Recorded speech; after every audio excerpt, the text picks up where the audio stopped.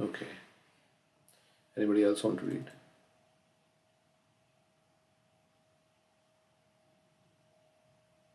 Okay, I can read. Maharaj particularly encourages us to get into the anxiety of book distribution. You didn't read the last line of the first Oh, paragraph. okay. Imagine. Imagine being constantly in anxiety about how to spread the Lord's message and ourselves become more attracted to Krishna. So, anxiety for Krishna's happiness and our purity. That's the right anxiety. Maharaj particularly encourages us to get into the anxiety of book distribution. That is Krishna conscious anxiety, he explains. The December marathon is just round the corner, and Maharaj is himself a champion in the field of distributing Srila Prabhupada's books. His enthusiasm for this service is contagious, and he shares that anxiety with all of us on here on Parikrama. So ISKCON Delhi has been like it was number one in book distribution so many years. I think I don't know what's now, but maybe. After class, we honor breakfast prasad and then step back onto the paved road to walk north along the river. We have spent the last few days walking under a grey sky, but today it's sunny and the walk is therefore quite pleasant. Brahmanda Ghat. It is called Brahmanda because that is where Krishna showed the Brahmanda in his mouth to Yashoda. Brahmanda Ghat is part of Nanda Maharaj's courtyard. As infants, Krishna, Balram, and other cowherd children came here to play. One day, Balram and other cowherd boys complained to Mother Yashoda that Krishna had eaten dirt. Mother Yashoda was upset by this, and she picked Krishna up onto her lap to look into his mouth and rebuke him. However, when she questioned him, Krishna denied the charge. He said the boys were simply speaking lies about him. Mother, if you think they are speaking the truth, then look into my mouth and see for yourself. So all the coward Balram and everybody complained to Yashoda that he has eaten dirt. Krishna says, no, I have not eaten dirt. And says, okay, if you want to really verify whether I've eaten, you can look into my mouth. All right, then open your mouth wide, she challenged. When Krishna opened his mouth wide by the order of Mother Yashoda, she saw within his mouth all moving and non-moving entities, outer space and all directions, along with mountains, islands, oceans, the surface of the earth, the blowing wind, fire, moon, stars. She saw the planetary systems, water, light, air, sky, and creation by the transformation of Ahankar. She also saw the senses, the mind, sense, perception, and the three qualities of goodness, passion, and ignorance. She saw the time allotted for the living entities. She saw natural instinct and reactions of karma, and she saw desires and different varieties of bodies, moving and non-moving. Seeing all these aspects of the cosmic manifestation along with herself and Vrindavan Dham, she became doubtful and fearful of her son's nature. Mother Yashoda saw in her son's mouth the entire cosmic manifestation, which includes the universe, Brahmanda. That's why this place is known as Brahmanda Ghat. Owing to her intense maternal affection, Yashoda Devi could not believe her eyes. She wondered if she was dreaming. We were discussing this yesterday in the evening. But how could she be? It's daytime and she's sitting on the banks of Yamuna with wide open eyes. Perhaps she had been put into some kind of illusion by a demigod, but this too was implausible. I'm a simple cowherd lady with no connection to the demigods. What business would they have showing these things to me? Next, she considered that this vision may be due to bewilderment. But again, Mother Yashoda dismissed the possibility. She was in good health and quite capable of thinking clearly. So why should there be any bewilderment? So first thing she thought I'm dreaming. But how can I be dreaming? Because my eyes are open, I'm sitting. And second thought was that she thought maybe some demigods have cast a spell. But I'm so insignificant. Why would demigods worry about me? Indra is worried about those who are like getting powerful, but I'm a simple village lady. Why would demigods be bothered with me? Why would they cast a spell on me? And then the third thing is she's thinking that maybe I've gone crazy. I've become mentally deranged. But this is not true because I'm able to do my work nicely and I'm in good health. So finally, she concluded that this vision must be due to baby Krishna's mystic power. So she simply offered her obeisances unto the Supreme Personality of Godhead for the protection of her child. So she's offering obeisances to Supreme Lord, not still thinking that Krishna is God, I think, looks like that. For the protection of her child. Because if her child was God, then I don't know. Srila Prabhupada's purports are highly instructive for us. He writes, Mother Yashoda, being a simple woman, could not find out the real cause of the vision. Therefore, out of maternal affections, she simply offered obeisances unto the Supreme Lord to protect her child. She could not do nothing but offer obeisances to the Lord. Okay.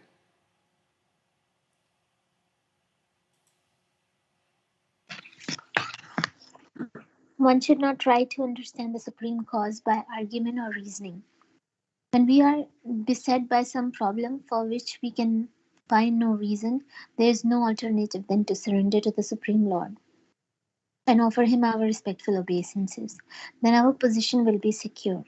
This was the means adopted in this instance also by Mother Yashoda. Whatever happens, the original cause is the Supreme Personality of Godhead, Sarva Karana Karanam. Although during this pastime Mother Yashoda briefly experienced Krishna's supremacy and her own subordinate position as his servant, Yogamaya helps her quickly forget it. Again, overwhelmed by motherly love, she kissed her son with affection. There is a nicely maintained temple here in which we take darshan of a charming, shiny black deity of Krishna. At the side of the temple courtyard, vendors sell little balls in the shape of peras. These balls we got, right? We have it. They are made from the Yes. clay of Brahman Ghat, the same dirt Krishna ate. Taking the balls as the Lord's Mahaprasad, the devotees buy them and nibble on them. They also purchase enough to carry home for others. Yeah, we should eat a little bit of that dirt every day. I try to do that. Wide steps lead down to the Yamuna's refreshing waters. Here Yamuna Devi is deep and cool and she glides past. Submerged chest deep, we chant our sacred Gayatri mantras. Later we set up camp in a grove of shade trees. In the late afternoon, the sun's fiery rays light up the Yamuna and reflect into the room where I sit. The serenity of this secluded place instills one with a deep sense of belonging. Both the beauty and tranquility are unique to Vraj, and the fortunate soul who stumbles into this sacred land, knowingly or unknowingly, conclude his or her endless wanderings throughout the Brahmand.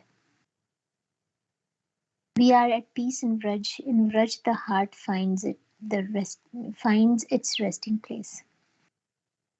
Okay, so whoever comes to this place gets the blessing of Krishna will stop his wanderings in the Brahman. Brahman Brahmite ko na bhagyavanji.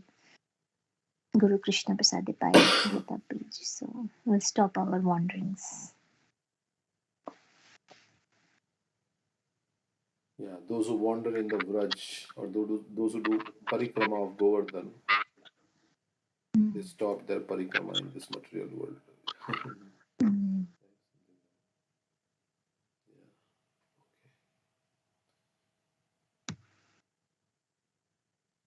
Okay, so we'll just read this page and stop. During Sandhya Aarti, we can clearly see the reflection of the moon on the Yamuna's waves. No one else but we are here, and the glowing wicks offered to Lord Damodar shine brightly in the dark. As I mentioned, Brahmanda Ghat is in Nanda Maharaj's courtyard. Damodar pastime happened only a few hundred meters from our camp at a place called Ukhal Bandhan. We'll go there day after tomorrow. In fact, this is probably as close to the actual spot as we can get as we sing the Damodar Ashtaka. So this is all in Gokul, where Krishna was there before he moved out to Vrindavan, and he moved somewhere Nandagram, right, like that. Right. because there were too many demons coming, so they decided to move. So Ukhal Bandhan, the Mrida Bhakshan Leela, all happened in the Gokul. Earlier today, we relished hearing the Damodar Leela. Srila Vishwanath Chakravarti Thakur tells us that this pastime took place on Deepavali, which was the 15th day of her parikrama. On that day, when Mother Yashoda saw that all her maidservants were busy with their household chores, she decided to personally churn the yogurt her son would later eat. While she churned, she sang songs she had composed about her son's childhood pastimes. So Jiva Goswami in Gopal Champu gives that song that Yashoda was singing. At some point, baby Krishna, who was sleeping in the room, awoke and wanted to drink his mother's milk. The Lord was so hungry that he caught hold of the churning rod with his lotus hand to stop his mother's labor and get her to turn her attention to him. Oh, what a clever child he is, Mother Yashoda exclaimed as she embraced her little Krishna. She then took him on her lap and began to breastfeed him. Suddenly, Mother Yashoda noticed that the milk she had left on the stove was boiling over, so she set Krishna down and ran to the kitchen to take care of the overflowing milk. Srila Prabhupada comments, everything in the household affairs of Mother Yashoda was meant for Krishna. Sometimes one must take care of more than one item of important business for the same purpose. Therefore, Mother Yashoda was not unjust when she left her son to take care of the overflowing milk. On the platform of love and affection, it is the duty of devotee to do one thing first and other things later. The proper intuition by which to do this is given by Krishna. For the purpose of his pastime, Krishna became angry at being set aside. His hunger was not yet satisfied. Biting his bimba red lips with his small teeth and crying false tears, he picked up a piece of stone and broke the yogurt churn. Then he went into another room to eat the fresh butter. The boiling milk saved. Mother Yashoda then returned to the churning pot. When she saw the pot was broken and Krishna was nowhere to be seen, she concluded that this must be his work. She followed his butter smeared footprints in search of him. Krishna was sitting on an overturned grinding mortar in a storage room and freely distributing the butter he had stolen to the monkeys. The Lord was looking around him in fear, in case his mother was coming. When Mother Yashoda saw him like this, she slowly approached him from behind, a stick in her hand. Suddenly, Krishna realized she was approaching. He quickly climbed down from the mortar and ran, as if very much afraid. Mother Yashoda ran after him. This transcendental pursuit went on for some time.